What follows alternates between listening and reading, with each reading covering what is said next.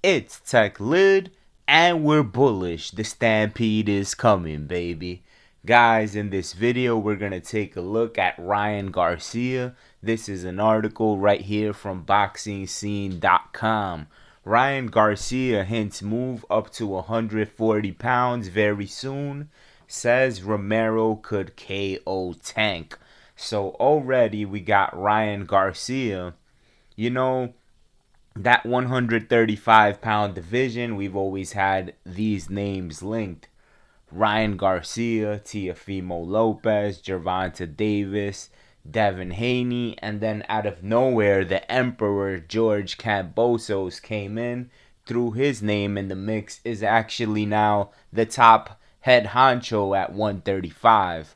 But it's funny how, you know, he's already saying that Romero could KO Tank, but to be fair, he was probably just asked about that fight, and he had this to say exactly. Raleigh has a chance to win for sure. That's what Garcia told ES News. Tank gets hit a lot, and Rowley probably has some pop behind him. So if Tank's not careful, he could get knocked out. I definitely could see where Ryan Garcia is coming from with this. You know, Rolando Romero definitely has that wild card type of fight in him. The guy swings viciously, but he swings wildly. And that's not to say that if Tank has his hands down, he could get laid out by Raleigh.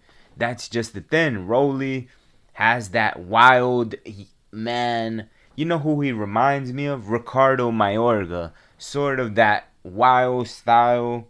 I don't care. This is what's going to go down kind of fight.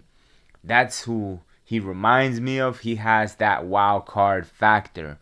Now, for Ryan Garcia moving up to 140 pounds, I got to thinking about this, and I was thinking, Tank already has a secondary belt at 140 pounds. You know, one of those little fake titles, because that's essentially what it is. Those secondary belts, they are not real world titles. I do not consider them real. They need to be done with in the sport. But Tank does have one of those, so that does open leverage for Ryan Garcia to talk about getting to 140 and perhaps making that move there, right? Let's take a look at the list of champions here. 135, WBO, IBF, WBA champion, George Kambosos, right? And of course, Gervonta Davis, he is the WBA regular lightweight champion, which in essence is a fake world title, as I have mentioned before.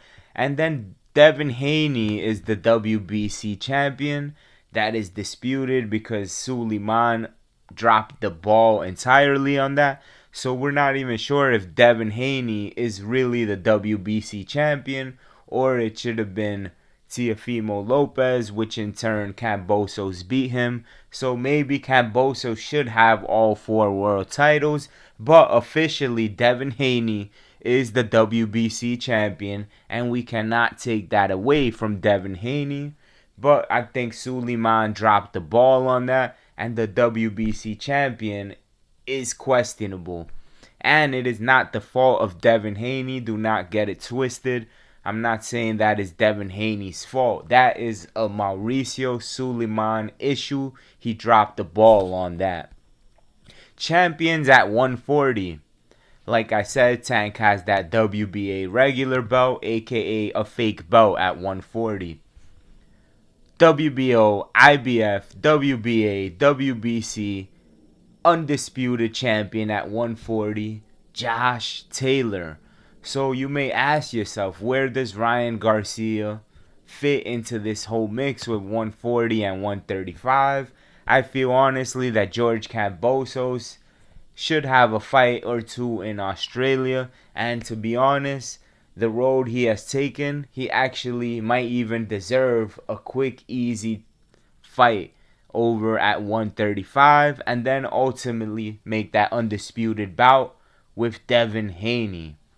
Therefore, perhaps Ryan Garcia is thinking ahead, and he may be thinking, I don't fit into that picture at 135 because Kambosos and Devin Haney could be slated to have that big undisputed fight. Therefore, maybe Ryan thinks he doesn't have an in at that 135-pound division. Now you ask yourself, where does he fit in at 140? Perhaps Josh Taylor might not be able to defend every single belt. You know, there's mandatories and things of that nature. And maybe there will be a vacant title there in the future. And perhaps Ryan Garcia is throwing his name in the mix. And perhaps let's just think about Ryan Garcia and where he is at in his career. Ryan Garcia is 5'10", tall kid right there, right? He's especially tall for the division that he is in. He is about to be 24 years old, so perhaps the body of Ryan Garcia is maturing, and maybe he cannot make that 135 comfortably, right? So why? This is maybe Ryan Garcia's thinking. Why squeeze myself down to 135 if the opportunities sort of are the same at 135 and 140 in terms of vacant belts maybe coming forward, because guys might not be able to make mandatory defenses and things of that nature. So Ryan Garcia may be thinking, why squeeze myself at 135 when I could just fight at 140? And then, of course, you know, Ryan Garcia, I mean, let's be honest about the kid.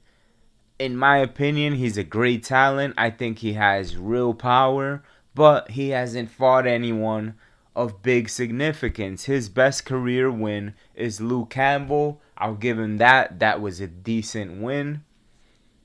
Oh, I wouldn't say a top level guy, but Luke Campbell is someone that we know in the sport. He's not just some random guy that nobody knows. People know who Luke Campbell is. That was a good win for Ryan Garcia, but of course not that top name you would like to see in a resume. His next opponent, Emmanuel Tagoe or Tago, don't know if I'm pronouncing that right. He has an impressive 32-1 record, but the problem is nobody really knows who this cat is. Therefore, Ryan Garcia facing him, it's not going to prove much for Ryan. But like I said, perhaps that move to 140 pounds is imminent for Ryan Garcia. And then at that weight class, you know, Tank already has that secondary title. Maybe Tank even decides to stay at that weight class permanently, right? And then Devin Haney, Lomachenko, Kambosos, guys like that might go to 140 later on in their career, and Ryan Garcia will already have been there. Therefore, I don't see this being just smoke. I think Ryan Garcia could very well end up at 140. He has that big frame for 135. Skinny body, but I mean big frame in terms of height. Therefore, that move to 140, in my opinion, I think it's likely. I think that it's going to happen. If not this year, most definitely next year. So for all of that talk with the so-called Four Kings at 135, I don't think that's going to come to fruition, at least not in that 135 weight class. So Josh Taylor holding all the belts. Maybe something becomes vacant. Who knows? Ryan Garcia could be targeting there. And you already know, Ryan Garcia gets to 140. He's not going to face a top dog right away. Therefore, it prolongs him avoiding that top tier competition. It's not that I feel that Ryan Garcia cannot beat a top guy. I think he's very well capable of it. But until we see it, this is sort of the track record that Ryan Garcia will have. Guys, let me know in that comment section down below. Do you think Ryan Garcia is going up to 140? Or is 140 just a place where he will not be able to mess with the contenders over at that division? Even though Josh Taylor pretty much has it on smash with all the belts. So I want to know your thoughts and opinions in regards to Ryan Garcia at 140 or just anything Ryan Garcia.